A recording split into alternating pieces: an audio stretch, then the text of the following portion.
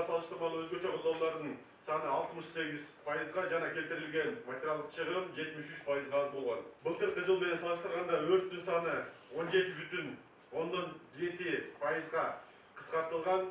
Өрт кырсыктарынын басымдуу бөлүгү 52,4%га турак жай секторларында катталган.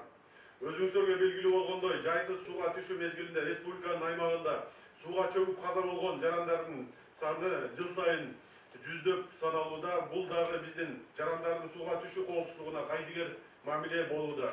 Статистикага кайрыла турган болсок, 2009-жылы сууга 148 адам чөгүп каза болгон болсо, ал эми 2018-жылы 150 адам каза болгон.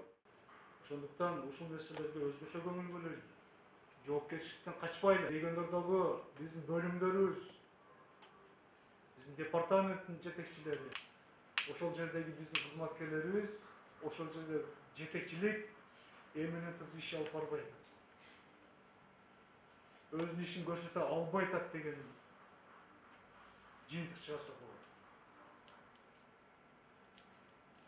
Мен ойлойм 2020-жылы бул нерселер кайталанбаш керек. Эгерде кайталана турган болсо, аталган биздин башкармалыктын жетекчилерине сунушуңарды киргизбейт. Урматтуу коллегалар, урматтуу жыйындын катышуучулары, мен бир топ сын пикирлерди айттым.